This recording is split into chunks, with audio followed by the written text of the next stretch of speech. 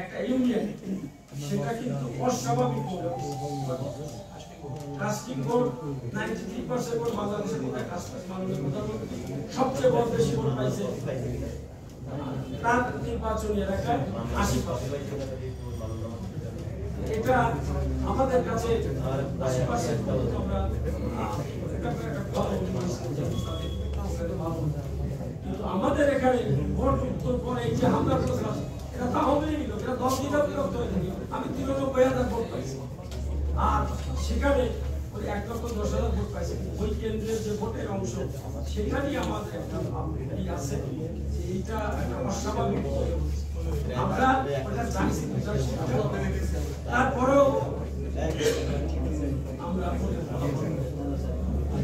ওরা তো একটা বিবৃতি দিয়ে এই যে দলের মধ্যে লোকেরা আর একজন বলছে আমির ভাই বলেছে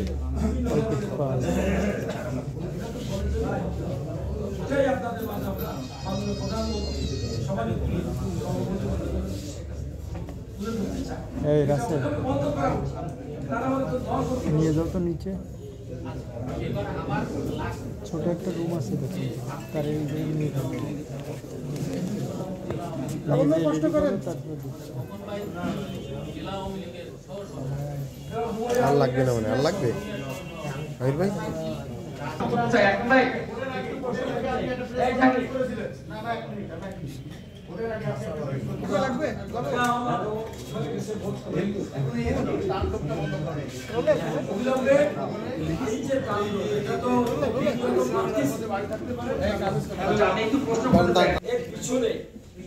অনেক কনকাটি আছে বলে আমাদের মনে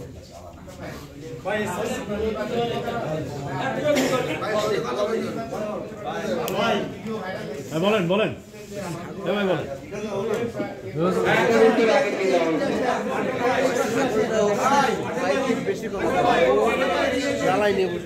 আমরা আজকে প্রিয় সাংবাদিক ভাইরা আমি প্রধানে জানছিলাম আমার সাহেব আলী ভাই বলেছেন তো আমি আপনাদেরকে বলি আমাদের হার জিত আমরা আমাদের প্রার্থী তিনি মেনে নিয়েছেন আমাদের মাননীয় প্রধানমন্ত্রী।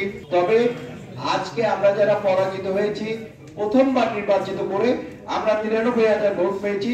যিনি এর আগেও তিনবারের এমপি ছিলেন, একবার ফুল মিনিস্টার ছিলেন।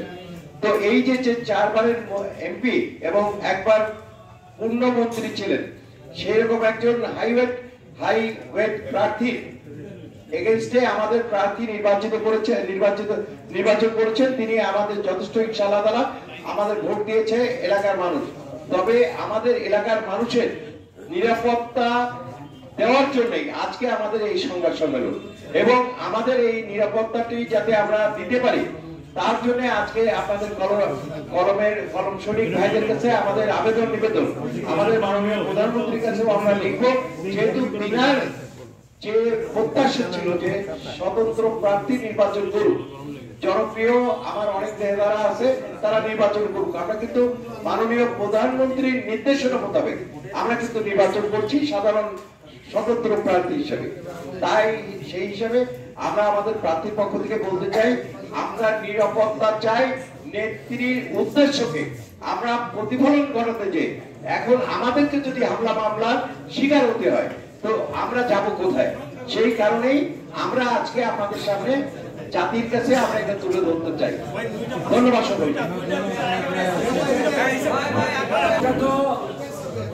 নেতা কর্মীরাই বলবেন সেটা কথা না, কথা হচ্ছে আমি প্রার্থী থাকলে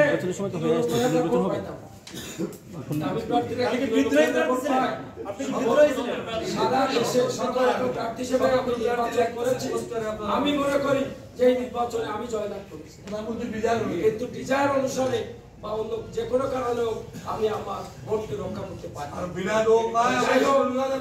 আপনাদের মাধ্যমে আজকে ডুমুরিয়া যে হামলা হচ্ছে এগুলো একটু বন্ধ করার জন্য আপনারা দয়া করে যদি পারেন কেউ ভিজিটও করতে পারেন এবং ওইখানে প্রশাসনের সাথে কথা বলেন, এইখানেও কথা বলে আপনাদের মাধ্যমে যে আমার এলাকাবাসীকে নিরীহ ভোটারদেরকে রক্ষা করে।